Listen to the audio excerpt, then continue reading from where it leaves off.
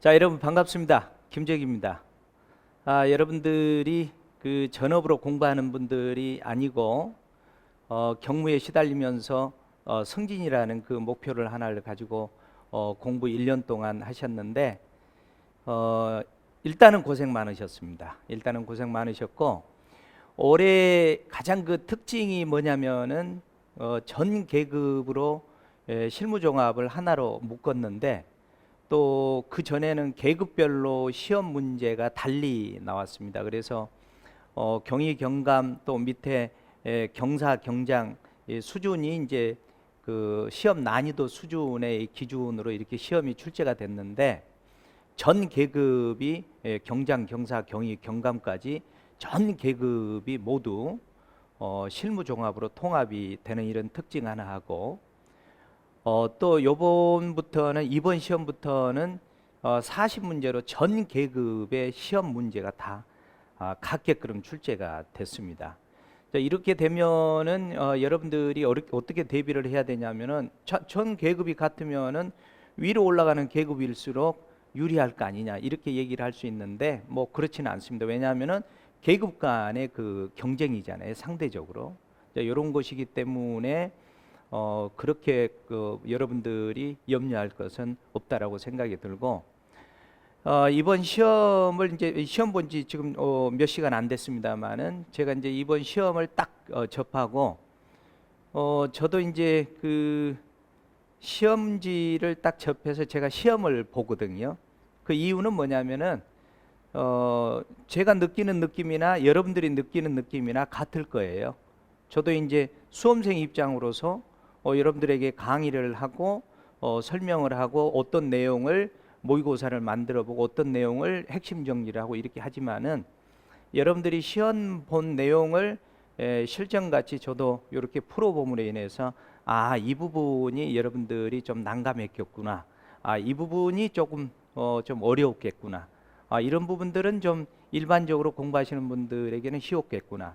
특히 1년 동안에 제가 커리를 만들어서 여러분들에게 제시한 부분들이 과연 40문제에서 어느 문제가 좀 난이도가 있었고 어느 문제가 좀 어려웠을까, 이제 이런 어떤 그 감각도 보는 측면에서 이제 시험을 저도 보고 그랬는데 이번에는 이거 뭐지?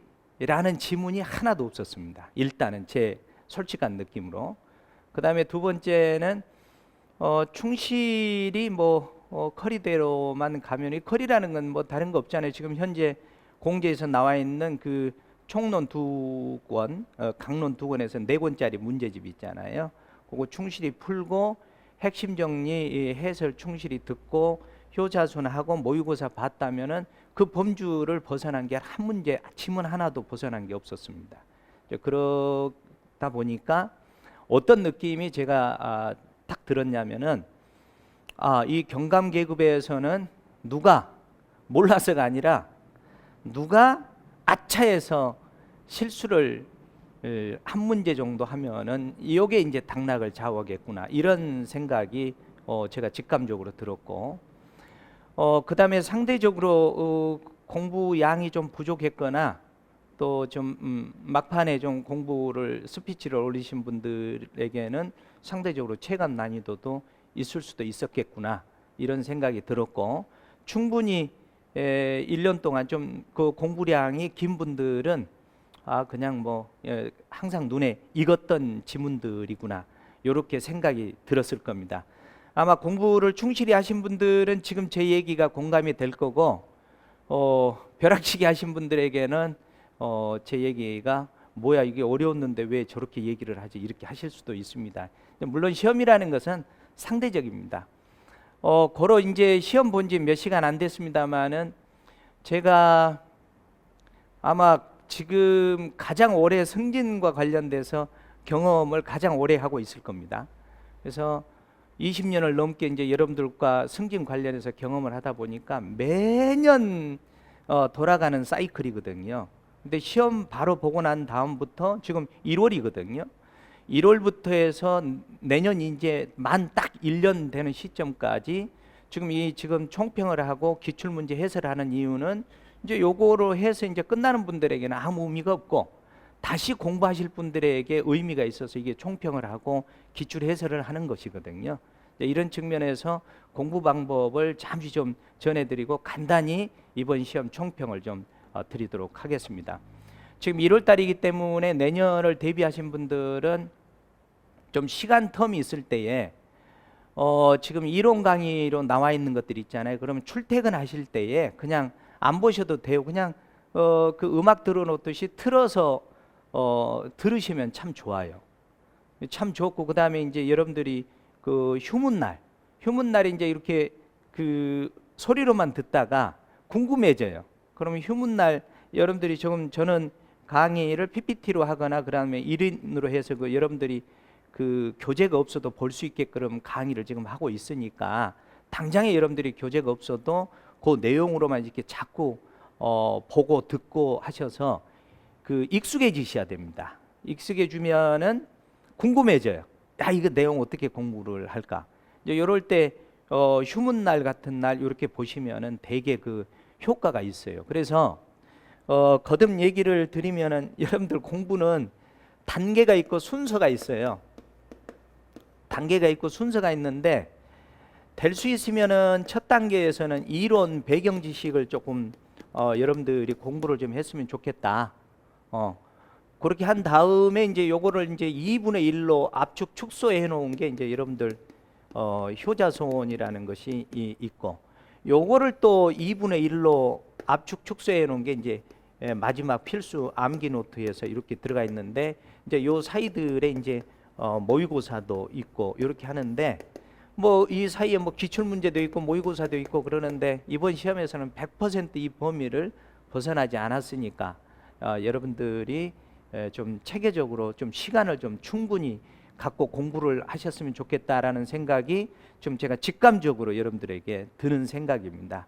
그래서 충분한 공부량이 되신 분들은 한두 문제 실수로 아마 당락이 좌우될 것 같고, 공부량이 부족한 분들은 체감도가 높을 것으로 이렇게 느껴집니다. 제가 봤을 때. 자, 그래서 이번 시험을 좀 분석을 간단히 좀 해드리겠습니다. 이번에는 전 계급이 이제 같이 출제가 됐는데, 작년에는 뭐 50대 50, 20문제 20문제 나왔는데 올해는 총론 18문제, 강론 22문제가 이렇게 출제가 됐습니다. 그 다음에 이제 출제 경향과 난이도를 보면은 아주 골고루 출제가 조금 됐어요.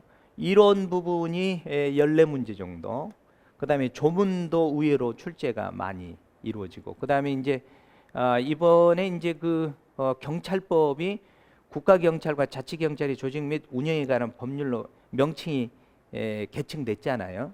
이제 그 내용으로 질문을 했는데, 뭐 다행인 것은 내용은 그 전에 이제 경찰위원회가 이제 바뀌는 게 국가경찰위원회로 바뀌었잖아요. 국가경찰위원회 규정만 이제 용어가 좀 바뀌어서 혹시 그런 부분들을 요번에 뭐 개정은 안 나올 것이야라고 생각을 했던 분들은 그 문제 자체가 아마 좀 당황스러웠지 않았을까 이런 생각이 됩니다. 어찌 되었든 올해 2021년부터 1월 1일부터 새롭게 시행되는 경찰법이 국가경찰과 자치경찰 조직 및 운영에 관한 규칙으로 해서 딱 하나 정도가 이제 개정 내용으로 이제 거론이 된 게 좀 특징적이고, 나머지들은 뭐 지금 이렇게 보시다시피 판례도 그런 대로 4문제씩이나 이렇게 출제가 됐는데, 이 판례도 여러분들 거론된 내용 안에서 모두 출제가 된 이런 부분이 되겠습니다. 그래서 난이도를 이게 상중하로 넣었는데 거의 중하로 이제 가고 싶었는데 상으로 넣은 내용이 이제 한 4개 정도 됐는데, 요 4개 지문 문제 정도가 아마 여러분들이 당락을 좌우할 수 있는 이런 내용이 아닐까. 이제 상으로 넣은 이유가 복합적으로 이게 하나하나 공부한 내용이 아닌 복합적인 질문을 해서 복합적인 답을 얻어내는 이런 문제들이 좀 있어서 그런 부분에 이제 상으로 올렸습니다. 그래서 상 부분이 한 4문제 정도, 중이 거의, 그 다음에 하 문제는 뭐냐면 그냥 보면은 답이 보일 정도, 그 다음에 그 좀 평상시 많이 노출된 이런 문제 위주로 출제가 돼서 이렇게 넣었습니다. 이제 이런 측면에서 이제 분석을 해봤는데 그 리드 기법은 평상시에 출제가 안 될 것이다라고 그냥 제끼고 공부하시는 분들은 그 문제가 조금